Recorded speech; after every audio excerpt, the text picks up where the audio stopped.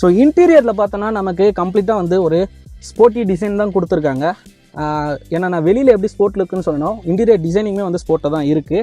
And அதை நீங்கள் நல்லாவே நோட் பண்ணலாம் எந்த அளவுக்கு நிறைய கம்ஃபர்ட் கொடுத்துருக்காங்கன்னு நான் டீட்டெயிலாகவே சொல்கிறேன்.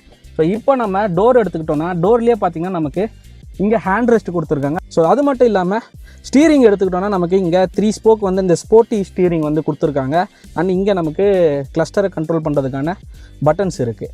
அண்ட் மெயினாக இங்கே பார்த்தீங்கன்னா ஹேண்ட் ரெஸ்ட் இருக்கு இல்லையா, இதை வந்து 3 டைப்பில் வந்து ஒரு ஸ்டோரேஜ் ஆப்ஷனாக கொடுத்துருக்காங்க. ஸோ இங்கே நம்ம இதை சிங்கிள் ப்ரெஸ் பண்ணோன்னா இங்கே 2 கப் பாட்டில் ஹோல்டர்ஸ் வச்சுக்கலாம்.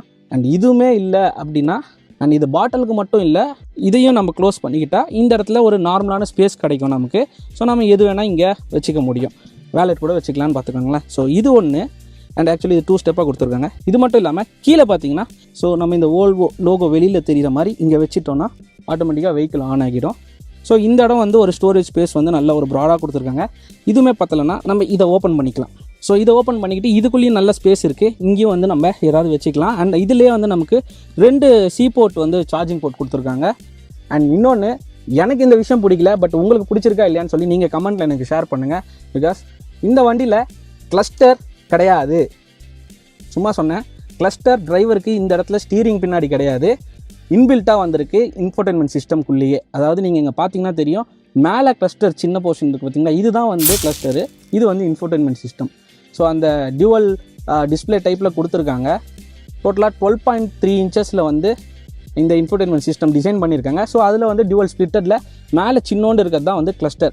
பட் இதில் வந்து நான் ஃபேஸ் பண்ண ப்ராப்ளம் என்னென்னா, வைல் நம்ம டிரைவ் பண்ணிகிட்டு இருக்கோன்னா நமக்கு வந்து ஈஸியாக வந்து இந்த இடத்துல தான் பார்க்க முடியும்.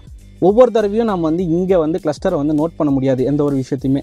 அண்டு நான் லெவல் 2 ADAS ஃபீச்சர்ஸ் யூஸ் பண்ணியிருக்காங்க. ஸோ நிறைய எனக்கு வந்து நோட்டிஃபிகேஷன்லாம் வந்துட்டுருக்கு. லைக் ட்ரைவ் பண்ணுறோன்னா எல்லா இடத்துலையும் அந்த சென்சார் ஒர்க் ஆகி எல்லா நோட்டிஃபிகேஷனும் வரும் இல்லையா, அப்படி வரும்போது அந்த பீப் சவுண்ட் எல்லாமே வருது.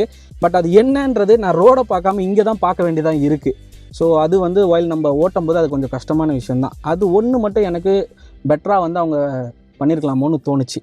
அது இல்லாமல் நமக்கு இங்கே பார்த்திங்கன்னா சின்னதாக ஒரு இது கொடுத்துருக்காங்க சென்சார் டைப்பில். லைக் இதுதான் வந்து டிரைவர் சென்சார். அதாவது it will sense the driver. அதாவது நம்ம வந்து இப்போது வண்டி ரோடு பார்க்காம வந்து யார்கிட்டயா பேசிகிட்டே இருக்கோம், அரல்ஸ் ஸ்லீப்பு தூக்கம் வருது அப்படின்னா இது வந்து நம்மளை வந்து வாட்ச் பண்ணிகிட்டே இருக்கும்.